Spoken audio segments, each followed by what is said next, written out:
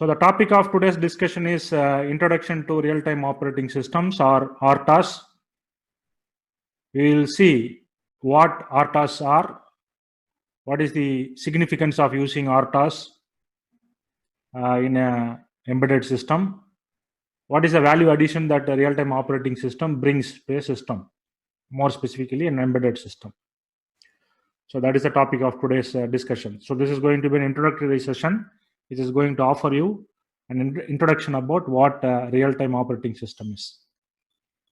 So we will proceed.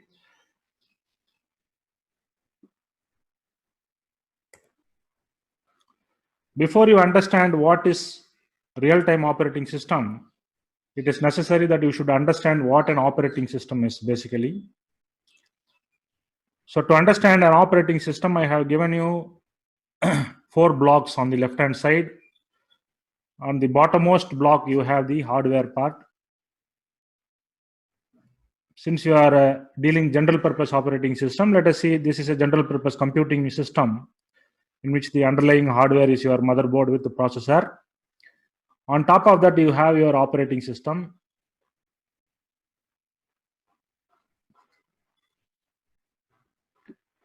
On top of the operating system, you have the application software.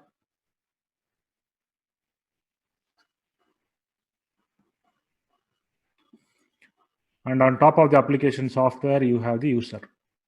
So there are 4 layers here. One layer is the hardware layer, the bottommost layer. On top of the hardware layer, you have your operating system or OS. On top of the operating system, you have your application software.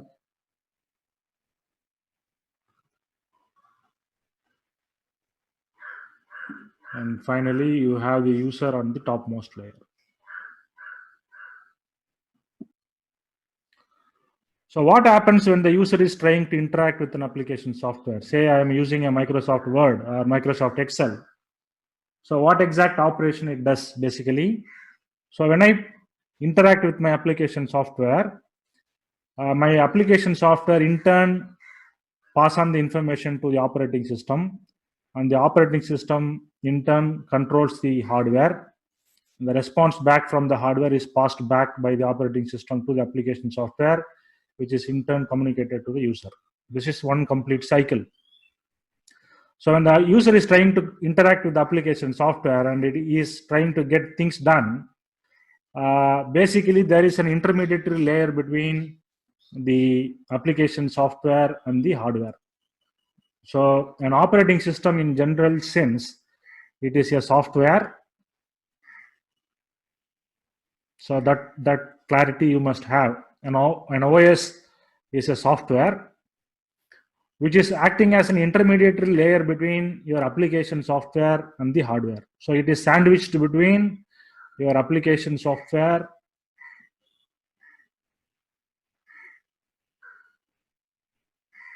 and the hardware.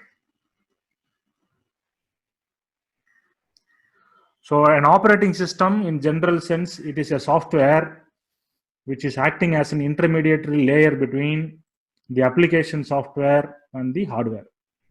So what is the job of this operating system? This operating system generally takes all the hardware complexities away from the application software. This operating system in general sense provide set of application programming interface or APIs. These APIs are used by the application software in order to take control over the hardware, which means the application software doesn't have to worry about the internal hardware complexities. It is taken care of by the operating system. Rather, the application software, on the other hand, can focus only on the application part, and the entire hardware complexity and managing the hardware, managing the resources, managing the memory, managing the IO, all the entire hardware complexities are taken care of by operating systems. So an operating system is an abstract layer which prohibits or which eases the application software in handling the hardware. So that is some simple thing that you can understand. So this is the simplified block diagram. I have my operating system at the underneath. So on top of that, I have my operating system. I have the application software, and top of it finally comes the user. So in this particular architecture, what is that something that you have to understand? So an operating system is a software layer between hardware and the application software, that I made it clear, which number one has direct access to hardware. So if you see which software component is having direct access to hardware, it is the operating system, not the application software. So the operating system is one which has direct access to hardware, number one. Number two, it manages the hardware according to a predefined rule and policy. An operating system, say Windows operating system, manages the underlying hardware in accordance with the predetermined rules and policies of the designer of the operating system. Number three, most importantly, it hides all the hardware complexity from the application software. So this application software doesn't have to worry about the internal complexities of the underlying hardware, because it is completely taken care of by the OS. And last but not the least, it offers multitasking and resource and data management capability to the application software. It also offers multitasking. Multitasking is an abstract word. Multitasking means the ability to perform multiple tasks at a single instant of time. Let us see what is multitasking at a greater instant, at a greater depth later. But you understand, as such, an operating system can offer multitasking capability. So what we are discussing here is a general purpose OS or a GPOS, which is available in all your general purpose computing systems like laptops or PCs, so on and so forth. What we are discussing here is really these are all examples of operating system: Microsoft, Windows, Linux. These are the examples of operating systems. So Microsoft, Windows, Linux, all these things will come under PC. Android and iOS will come under mobile. Embedded OS will come under embedded systems.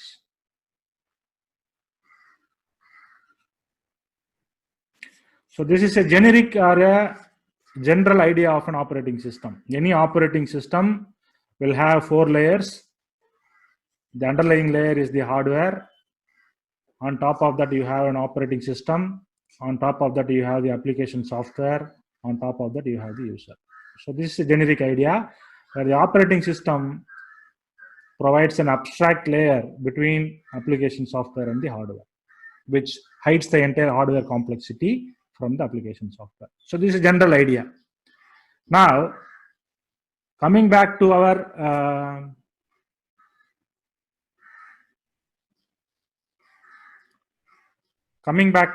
real-time operating system, what we are going to discuss in this particular class is a class of operating system called RTOS, or real-time operating system.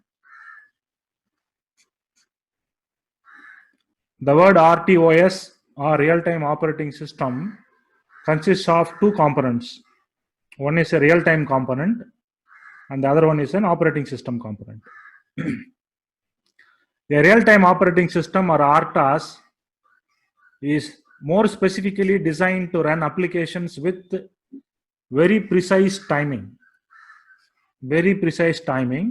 and high degree of reliability. Reliability means it should work at any cost without failure. That is what we mean by reliability. So the term RTOS here refers to 2 components. One is a real-time component, the other one is an operating system. You know the general definition of an operating system. It is a software component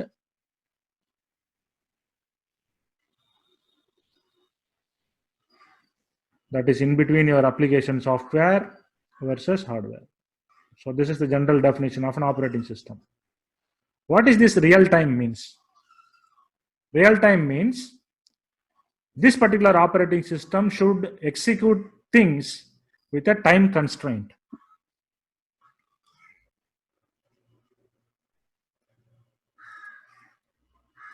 Time constraint means it should have a deadline.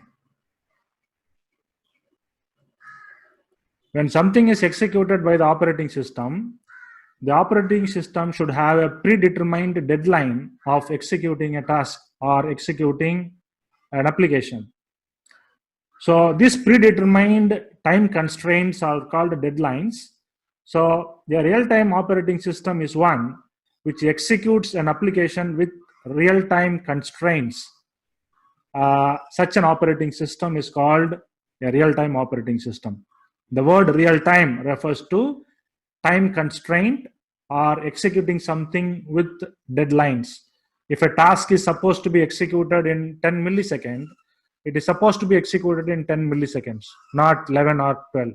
If it executes in 11 or 12, it is not a real-time. It is not a real-time system. A real-time system is one which should execute a certain task or a certain application at a specific deadline. When I say deadline, it means it is supposed to finish the task before the given allocated time period. When I say a task has to be executed in 10 milliseconds, the system is set to obey real-time condition if it is about to execute that particular task well before 10 milliseconds. The moment it exceeds 10 milliseconds, it violates the real-time criteria. You can imagine a quiz competition. When I post a question to a team and I offer 1 minute for that particular team to answer that particular question, the team is supposed to answer that particular question well before 1 minute. Only then that particular answer is considered as a correct answer. Which means in a quiz, if that particular team is able to tell me a correct answer, but unfortunately not in 1 minute, but they take 2 minutes, then that right answer is considered to be a wrong answer. That is a similar situation here. In a real-time situation or a real-time system, a late answer is always a wrong answer.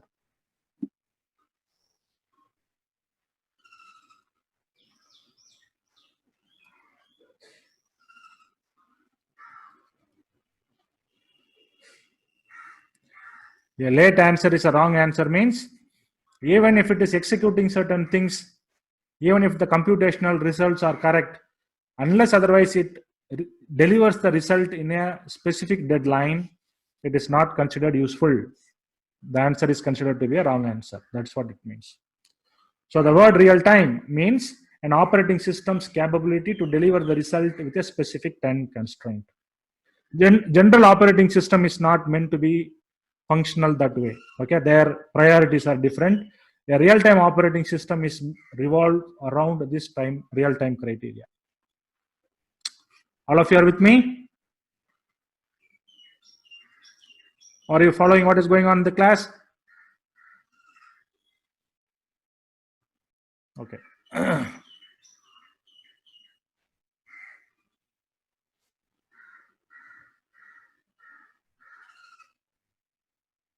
So what are real-time systems means? What is the definition of a real-time system? What real-time system means? Real-time systems are those systems which responds to external events in a timely fashion. They spontaneously respond for external events in a timely fashion. Real-time system is characterized by the need to meet deadlines. They are expected to work within a specific time frame. They are expected to deliver results within a specific deadline. And a common misconception is that real-time performance does not mean faster operation. Any system which is operating at a faster rate is not considered as real-time. A real-time means it should have the ability to complete things within a specific deadline. Not necessarily it has to work at faster rate. So if a system works at a faster rate, still it is not completing the deadline, is not considered a real-time system. So that clarity you should have. There are two types of real-time systems that we deal here.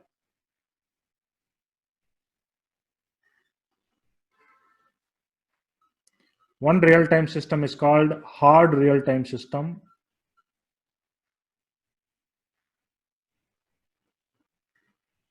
The other one is called soft real-time system.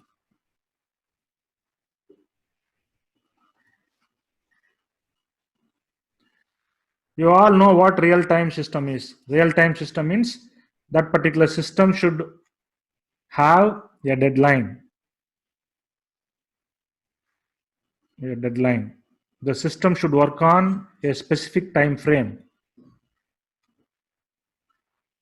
Such a system is called real-time system. What if the system misses the deadline? That categorizes hard real-time and soft real-time system. Both systems are real-time systems only. What if they miss that deadline? What if they are not able to cater the time frame?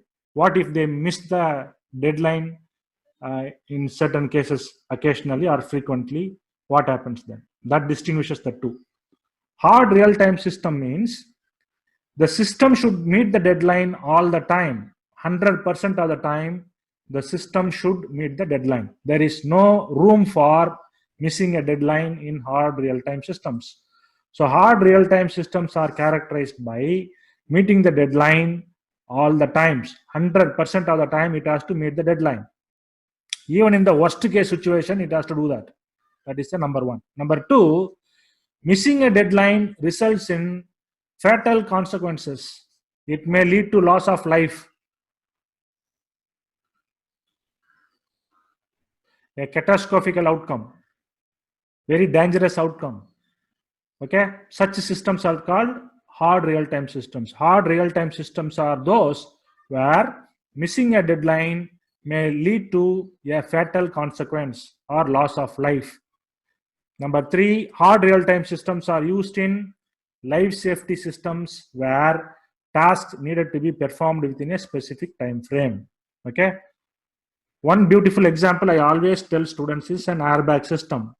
When you are traveling in a car and the car makes an impact somewhere and it releases an airbag.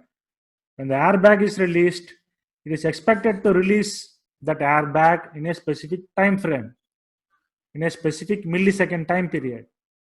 If it is not releasing in that specific millisecond time period, then a late answer is a wrong answer in this case. There is no point in releasing the airbag. It is not acceptable if the airbag is releasing after 1 minute or so. So you cannot live with that kind of a system, because by the time it releases, the patient is already gone, or the driver is already gone. So such systems result in loss of life if they miss a deadline. Such systems are called hard real-time systems. So missing a deadline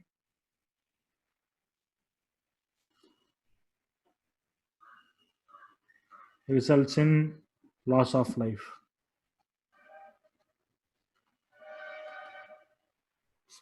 Loss of life or an unwanted outcome. So that is what you mean by hard real-time systems. So hard real-time systems are not expected, or they should not miss a deadline at any point in time. 100% of the time, they are expected to meet the deadline. Such systems are called hard real-time systems.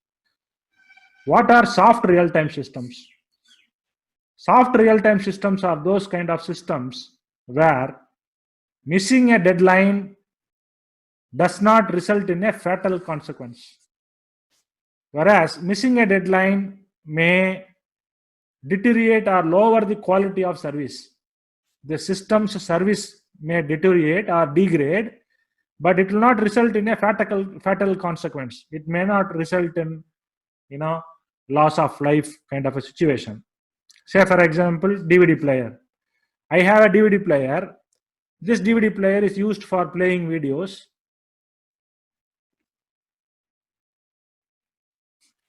Playing videos means it is expected to stream a specific number of frames per second. Let us say it is streaming at 12 or 24 frames per second. In the due course of streaming the frames per second, let us say it is missing a frame, or it is missing a deadline in playing that particular video. This is not going to lead to any unwanted outcome. Probably it may result in an unpleasant, or it may give a small jitter in viewing the video. It may be unpleasant for a fraction of a second, but then it is not going to be a very fatal consequence that somebody is going to die because of that. So that is something that you have to understand. So a soft real-time system is one where missing a deadline is acceptable. Okay, that's fine. It is not that the system should be designed that way. I'm not telling it. But missing a deadline is not resulting in a fatal consequence. Rather, it degrade or lower the quality of the service that that particular product is offering to you. Such systems are called soft real-time systems. Most multimedia devices, digital cameras, VCD players, musical systems, website services, IRCTC is a real-time system. IRCTC is able to execute things on real time. It is able to deliver results on real time basis, but it is a soft real time system because the outcome of that may not be meeting the deadlines all the time. Okay, so that is something that you have to understand. So you have to clearly understand the difference between hard versus soft real time system. Hard versus soft real time system means in hard real time systems, the tasks have to be performed on time. They have to meet the deadline.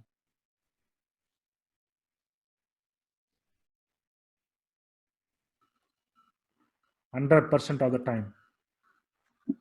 Missing a deadline result in fatal consequence, loss of life. We can give a lot of such examples. Flight control systems. What is soft real-time system? Late completion of job result in undesirable output but not fatal. Undesirable. Undesirable means the quality of the service is going down, but it is not fatal. Missing the deadline may lower the quality of service, but it is not catastrophic.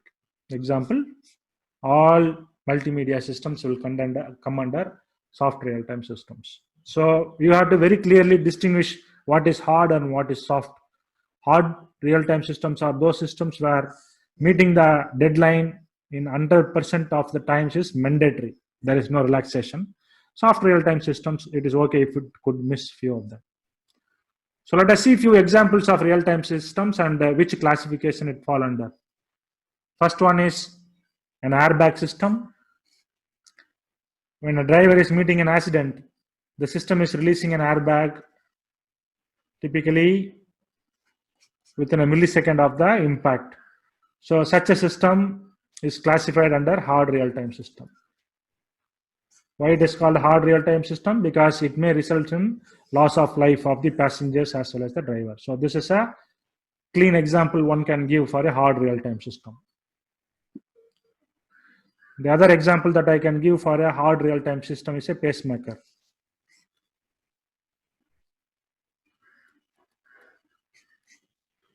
Pacemaker is an electronic equipment that is normally injected slightly below your collarbone that supply the electrical pulses for your heart, more specifically the ventricles, to regulate your what's happening. So to regulate your heart pulses, sometimes it may be lower, sometimes it may be higher. So in order to regulate your heart pulsing, we need to have a pacemaker. This pacemaker device supplies the electrical pulses to your ventricles in order to regulate the heart pulsing. So this is yet another example one can give for a hard real-time system.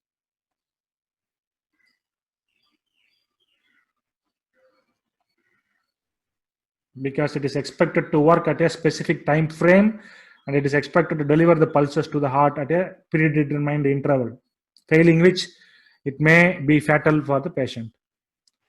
So that is yet another hard real-time system. The other hard real-time system can be ABS or anti-lock braking systems. These anti-lock or braking systems or ABS systems are most predominantly used in four-wheelers. See, when you are driving in a skiddy surface or when you are traveling at a very fast pace, and when you are suddenly applying a brake which is beyond the gripping capability of your tire, when you have an ABS or anti-braking system, you still have the control to steer over the vehicle and establish normal control over the vehicle. Without ABS, the vehicle will collapse and it will skid in the road, and it most likely it will end up in an accident. So ABS is again yet another real-time system which measures the speed of all the four wheels, and in the event of a speed drop in any particular wheel, the ABS system will automatically take control over the brake cylinders and then control them accordingly. So ABS or anti-braking systems, anti-brake locking systems are yet again another real-time systems which again come under hard real-time systems.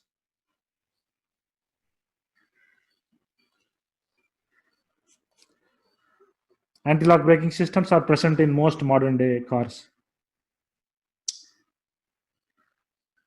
Missile control systems, again hard real-time systems. The way they lock a target, the way they track them, and they precisely hit them is entirely time controlled. It is a hardcore embedded system, again comes under hard real-time category. Flight control systems,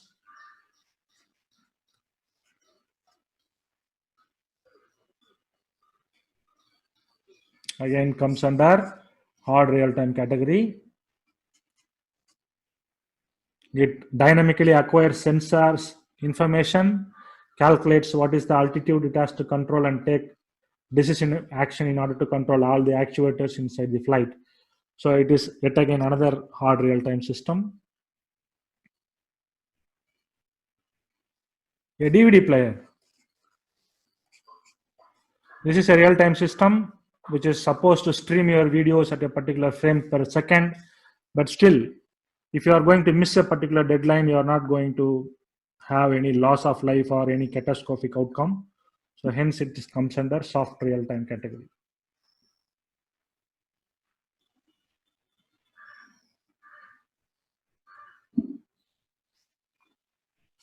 Game consoles.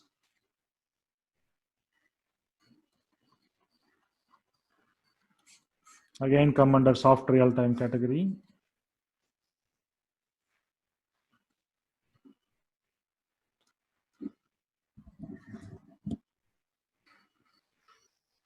Your washing machine.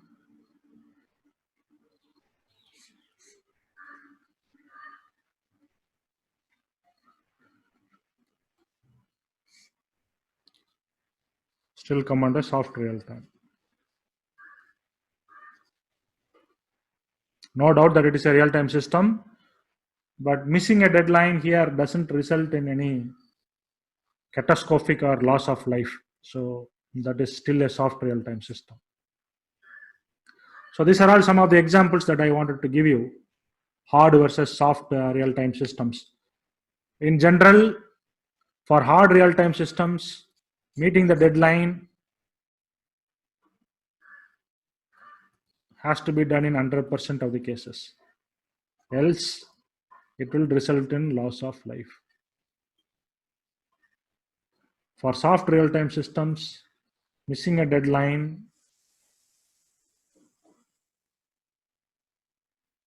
means quality of service is going down, but it doesn't result in unwanted outcome. So this is something that you have to understand. All of you are with me? So far clear? Okay.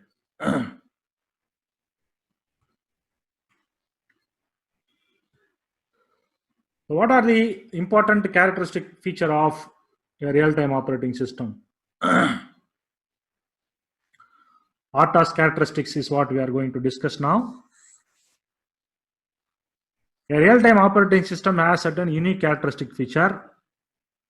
One of the important characteristic feature of a real-time operating system is the ability to perform multiple tasks at the same time. Multitasking capability. You understand what is single tasking and what is multitasking. Both of them are single individuals, which means they have only one CPU. CPU here refers to brain. Here also there is only one CPU.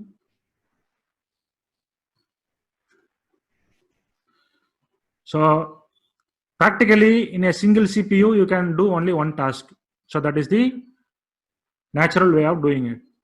If I have only one CPU, I am currently taking class for you, so that is the only task I can do. On the other hand, if I'm able to do multiple tasks when I am doing or focusing on one particular application, I said to perform multitasking. But it is against the natural flow in which a CPU works. A single CPU can allocate time for only one task. But if the single CPU is set to perform multiple tasking, there should be some level of trick or some level of computational manipulation going on underneath in order to make someone to believe that the processor is performing multiple tasks. So that is some kind of a software trick, I would say. So there is a dedicated software engine that is sitting inside your processor that does this trick for you. That software engine which does this trick of making somebody to believe that a single processor is performing multiple tasks is called a real-time operating system. The job of the real-time operating system is to share a processor for multiple tasks, and it gives the ability to the processor to execute multiple tasks by time sharing its resources and time in an effective manner. So that is what it does effectively. So this is our conventional embedded system. So far what we have been doing is a single tasking system. Single tasking system means what? We don't use any RTOS. Only one task we are going to execute in a cyclic manner. That is called a single task system. A microcontroller is able to execute a single task over and over in a cyclic manner. That is what we have been doing so far. So what we have been discussing so far is a single tasking system. Don't confuse between functions that a microcontroller performs versus task. Okay, there is a clear difference for that. I'll explain you that. Multitasking means the microcontroller is able to execute multiple tasks with a single CPU. That is the key thing that you understood. A multi-core CPU naturally has the capability to execute multiple tasks. That is different. With a single core or a single CPU, if the microcontroller is able to execute multiple tasks, then it is said to have a multitasking capability. That multitasking capability is offered by RTOS, not by a native programming. Okay, so all the tasks execute as if they completely own the CPU. This is an ability that an RTOS offers to each and every task. Each task take ownership of the CPU for a predetermined time, and once that is done, that ownership is given to somebody else. So all the tasks take the ownership of a task for a predetermined period of time, depending upon the priority of the task. So there is a key component that is present inside your RTOS called a kernel or a scheduler,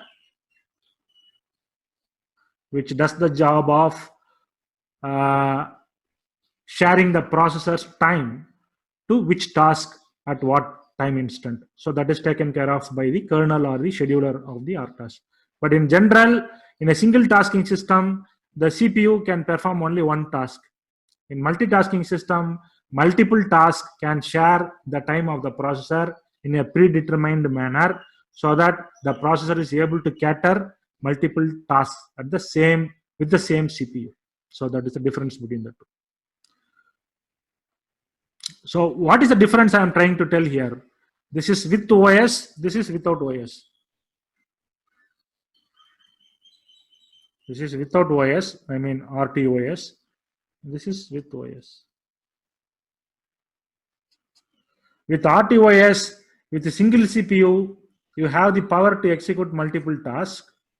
Without RTOS, you don't have that capability. You can only perform only one task. That is what it means. So what is the power of RTOS that brings to your table is what I'm trying to explain you here. There is a way of performing multitasking even in the absence of RTOS. That is what we have been doing here with the help of interrupt service routine. With the help of interrupt service routine, we were able to do, a critical section of an application may be given priority and it may be executed by skipping the main program for a small instant of time. That is what we have been doing so far. So in a single tasking environment, critical sections of the core which requires immediate attention are taken care of by interrupt service routine. Whereas there is a dedicated software component that is present inside an RTOS, which is called as a scheduler, or alternately it is also called as kernel, which is performing this multitasking functionality of the RTOS. So which means in a single tasking environment like we did so far, multitasking ability is very much limited. Whereas in a RTOS, multitasking is a full-fledged facility that is created by the scheduler. Tasks are scheduled for execution depending upon the order of their priority. That is something that you have to understand. So that is what we used in a single tasking system. In a single tasking system, we used one super loop. This is called a super loop, an infinite while loop. So in a super loop, the task is executed in a cyclic fashion. And then once an interrupt happens, it suddenly jumps to that interrupt service routine, executes that, and it comes back. So this is another timeline way of doing the same thing. The super loop is getting executed. The moment an interrupt happens here, it executes the interrupt service routine and it comes back. Again, at some other instant of time when the interrupt happens and it comes back. An interrupt can again interrupt some other interrupt and it comes back. So this is how we execute, multitasking capability in a single task system. A task in a microcontroller based application can be given in a simple term as a while loop, while one loop. If a microcontroller has only one while one loop, it is said to have a single tasking system.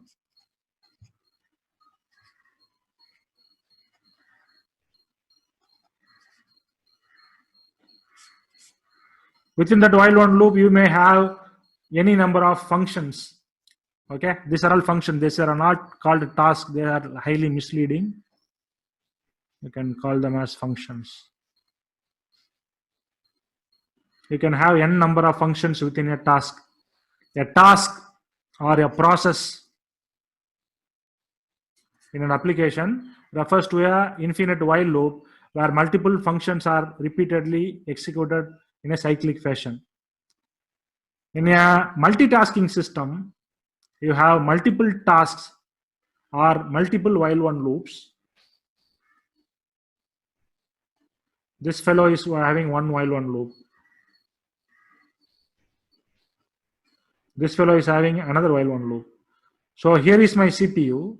The CPU's time is switched between various tasks in a systematic manner, which is controlled by a core software component called a scheduler or a kernel. So a scheduler or a real-time kernel is the core component of a real-time operating system, which does the job of time sharing the CPU to various tasks in a predetermined systematic manner, depending upon the priority of the task. Each task have their own while one loops here. That is what we mean by multitasking. The word multitasking refers to a processor having multiple while one loops. Each task has their own while one loops, their own hardware stacks, their own resources allocated. Okay, so this is what we mean by multitasking system. Multitasking means you have multiple tasks. Each task take the ownership of the CPU in a predetermined format. That predetermined format is controlled by a real-time kernel. Okay, so what is the core difference between single tasking and multitasking system? In a single tasking system, we have A super loop. A super loop is a classical way of designing embedded systems. So far, whatever we have been doing is having a single while one loop. This single while one loop is where we put all our source code. So whatever the application that we designed so far will come under single tasking system. Though we used multiple functions, still it is considered as a single task because you had used only one while one loop. We never used any real-time kernel. We only used interrupt service routines for time critical applications. What are the disadvantages of using super loops or single tasking systems? They become very difficult to maintain when the program becomes complex or large, when the application size grows, when the applications become more complex. These kind of super loops will not so handy for you. And the reaction time means what is the ability of the system to spontaneously react to the external events is very, very minimal, which means because all the applications have to be run on a cyclic fashion, if something happens in the very first block, the reaction time or the processor attending that is dependent on what is the amount of time that the rest of the functions are going to take. So in a single task system, the system is not so reactive, or it has a very poor real-time behavior. And more importantly, this can be used in small and simple applications, simple IO systems, reading a switch and controlling a simple buzzer, performing a simple data acquisition system, or doing simple applications like we did in your lab can be used with single tasking systems. But when the application complexity grows, single tasking systems is of very little use for you. So that is something that you have to understand. So single tasking and multitasking simplified. Okay. Task refers to a portion of an application.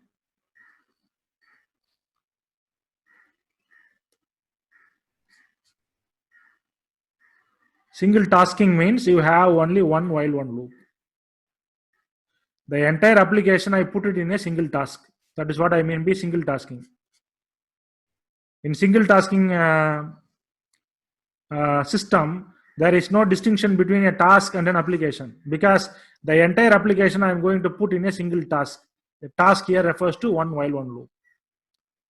In a multitasking system, on the other hand, each task has its own while one loop.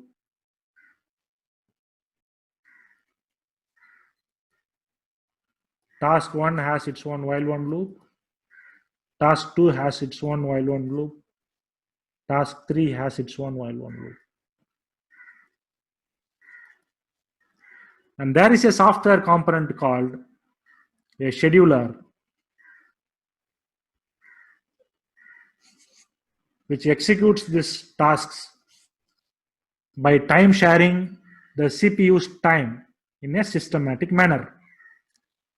Okay, so that is the difference between multitasking and single tasking. For a layman, single tasking means it has only one while one loop. Multitasking means I divide the entire problem into multiple tasks or subsections of the application.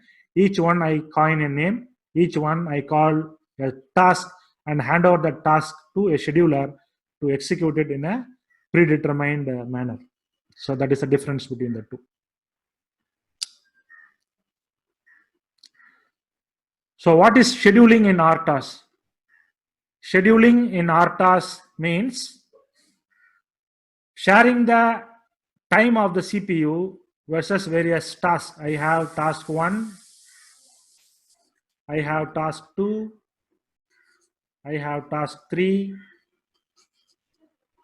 So which task should take the processor's time at any given point in time is decided by a software library or a software block called scheduler.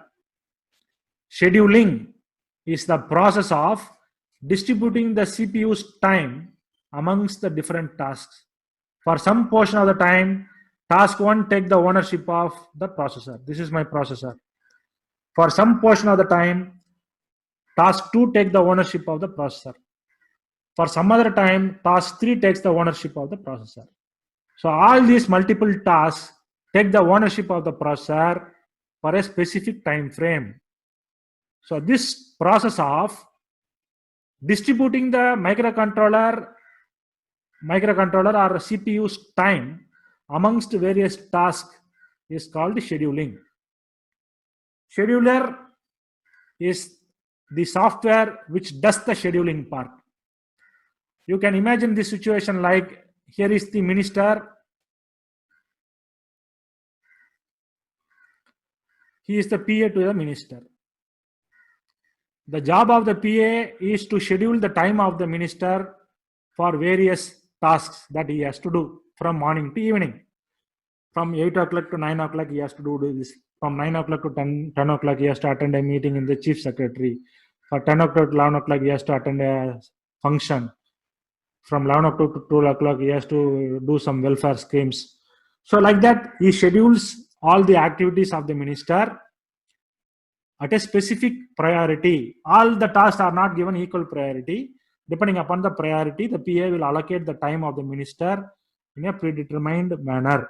So that is the job done by a scheduler. Scheduler is something similar to the PA of a minister. Minister in this case is the CPU. The CPU is the most precious resource. The time of the minister is very important. Likewise, the time of the CPU is also very important. So the scheduler manages the time of the CPU by allocating the time of the CPU to various tasks depending upon the priority of the task. In order to assign the time of the CPU to various tasks, the scheduler should know well in advance these 5 components of the task. How many number of tasks that the scheduler has to execute? What is the resource requirement of each task? How much time it will take for executing one particular task, or what is the execution time of it? What is the deadline needed for a task, or whether that particular task is having any time limitation or real-time constraint within which it has to be completed. And last but not the least, what is the priority of the task, whether it is a low priority task or a medium priority task or a high priority task. So all this information must be submitted to the scheduler well in advance. Only then the scheduler can take a call accordingly, and it can dispatch the task in a given preference in the order of their priority. Otherwise, it will be a total mess. Say, for example, the task 1 can be a chief minister's meeting, and the task 3 can be a simple wedding ceremony that he has to attend. So if the PA doesn't know how to prioritize between these two, and he assumes that all the tasks are having equal priority, and if he is scheduling the minister's time for a wedding ceremony instead of attending the meeting with CM, probably it will result in a bad consequence. So that is how it is. So in a real-time system, we cannot give equal priority to all the tasks. For example, in a car example, the airbag always takes high priority over rest of the tasks. When some accident happens, the microcontroller should address to that immediately, no matter what happens. Otherwise, the driver is gone. So the scheduler inside the real-time operating system of the car will always give high priority to a airbag system. So when a signal comes from the airbag system, it will suspend all the other activities and spontaneously go and react to it. So that is what we mean by prioritizing a task. Though it is possible to handle this with interrupts in a traditional embedded system, which we have been doing so far, they are not reliable. They are not reliable means there is no guarantee that it will go and execute in a given time frame. So interrupts are unreliable. There is no guarantee that they will execute. And moreover, if you have a complex system which involves a lot of such high priority tasks to be executed, interrupts are not a reliable way of doing it. So using a real-time operating system becomes mandatory in such a case. Okay. So I stop here. Though I have a lot of concepts to discuss, today being an introductory session, I stop here. So I'll quickly revise what we discussed today before we move further. So we saw what is an operating system. An operating system essentially consists of which is a software block which is acting as an intermediary layer between the application software and the hardware. Okay, so it is always possible to control the hardware directly by using an application software, but it will make the life of an application software developer miserable because he has to manage all the underlying hardware complexities on his own. So a software, an intermediary software in the form of an operating system, does the job of providing set of APIs for the application developer so that he makes the application development with much ease because all the hardware complexities are taken care of by the operating system. So in the entire chain, the operating system fits somewhere in between the application software and the hardware. So it is essentially a software that you have to understand. This software architecture of a operating system does the following things. It has direct access to hardware. It manages the hardware at a predetermined rules and policies. It manages or hides the hardware complexity from the application software. Last but not the least, it offers multitasking capability. So examples of operating systems are, for PC it is Windows and Linux, for mobile devices it is Android and iOS, for embedded systems it is embedded OS. A lot of embedded operating systems are there. We will see them in later classes. This is the definition of a general operating system. For real-time operating system, it is an operating system with some special characters. What is that character? That character is a real-time character. Real-time character means what? It is the ability of an operating system to perform an application with a time constraint. Time constraint means what? If it is supposed to perform something at a predetermined deadline, it is supposed to do it within the deadline. That is what we mean by real-time capability. Real-time capability means the ability of an operating system to perform an application at a predetermined time constraint. That is what I said. A late answer is a wrong answer in real-time scenario. If the system is able to deliver proper results but not at a specific time interval, means it is considered as a wrong answer. So what are the real-time systems feature? In a real-time system, systems are expected to deliver results in a timely fashion. It is expected to meet deadlines. A real-time system doesn't mean that it offers faster performance. Say, for example, I have two systems, system 1, system 2. System 1 is operating at 1 kilohertz. System 2 is operating at 10 megahertz. Just because a system is operating at higher speed, it doesn't mean that this is a real-time system and it is not a real-time system. So the operating frequency or the rate at which the system is operating is not the criteria for real-time system. The criteria that decides whether system 1 and system 2 are real-time system is whether they are able to meet the output, whether they are able to deliver the output well within the deadline or not. Deadline depends upon the type of the application, not necessarily it has to be fast all the times. That clear understanding you have to have. So we classified real-time into two. One is hard real-time system and the soft real-time system. Hard real-time system, the best example is the RBAG system. In hard real-time system, in 100% of the cases, the system has to meet the deadline all the time. Missing a deadline means it results in a catastrophic outcome, loss of life. In soft real-time system, you can always imagine a DVD player. Missing a deadline may give you unpleasant outcome, lowering the quality of the service provided by the system, but it is not going to give you fatal consequence. It is not going to give you loss of life. So hard versus soft, here is the difference. One must meet the deadline in 100% of the cases. Otherwise, it results in loss of life. In other case, it will give you undesirable outcome, It will lead to deterioration of quality of the service, but it is not catastrophic or it doesn't lead to loss of life. We saw some examples of hard real-time systems. Number one is the airbag system of the car. Pacemaker, another hard real-time system.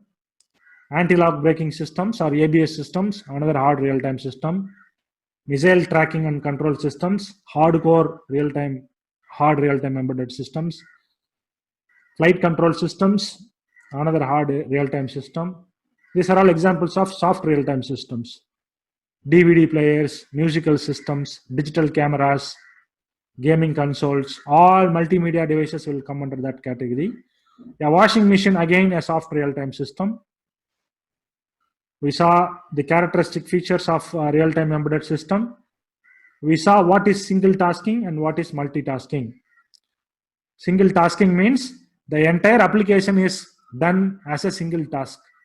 Multitasking means the entire application is divided into smaller sections called tasks, and they are executed and scheduled by a software block called a scheduler. It is possible to do multitasking in a single tasking environment by using interrupt service routine, but that is not reliable.